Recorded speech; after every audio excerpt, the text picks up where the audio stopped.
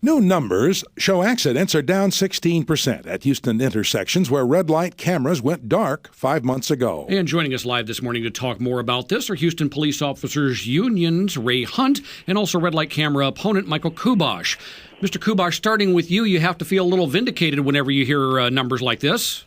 Well, absolutely. The Houston Chronicle was greatly in favor of the cameras, and now that they're down and the numbers are coming back in, they're agreeing with us. And this is what we said from the beginning: these red light cameras are dangerous, they cause accidents, and we're so glad for the good report. Ray Hunt, what do you see in these numbers? I see in the numbers that the actual red light runners are up over 18% overall and 120% at some intersections. You can't possibly compare the 4 months before the election and the 4 months after the election. You have to look at the same time periods of each year. You haven't had rain in Houston in the last 5 months. You haven't had a half-inch rain in Houston Intercontinental Airport since January. Yesterday there was a spike in accidents all over Houston because of the rain.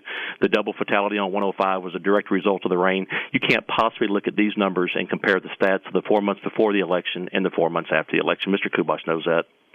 Now, Mr. Hunt, back to you for just a moment here. We've been hearing all along through this entire debate. One side says, well, we have numbers supporting saying that red light cameras are a bad idea. We have another side that's saying we have numbers saying that red light cameras are a good idea. What are we really supposed to make of this?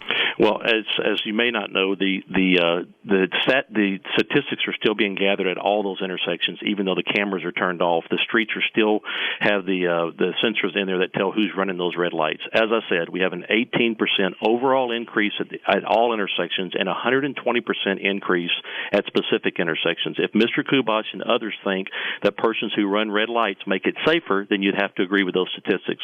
Otherwise, if you look at these numbers, you have to agree that the red light cameras being turned off have increased those intersections being more dangerous. And your quick reply to that, Michael Kubosh? Well, Ray Hunt, you're becoming an embarrassment to the police department. You're just doing exactly what they want you to do. You're trying to get good favor with the mayor due to the union having supported Gene Locke. The union leadership has refused to have a secret ballot vote by its members on the red light camera issue. The rank and file officers are against the cameras. They've signed the petition. This is not about public safety. Yes, it is. And Ray, you ought to be embarrassed. I would love to comment. You're crying about the fact that the actions are down. It's an embarrassment to us. You need to man up and you need to quit it. You need to quit representing the red light camera companies.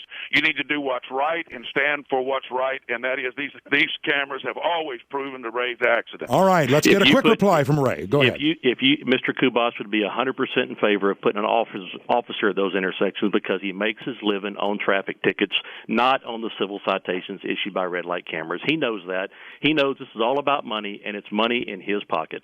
All right. Thanks to both of you for talking with us this morning. A good back and forth on that. I don't know whether we'll ever get the truth on all this. It's hard to figure it out the way the statistics are gathered. Wow, I smell smoke after that debate. Yeah, that was something going on there. Houston Police Officer Union's Ray Hunt and red light camera opponent Michael Kubosh.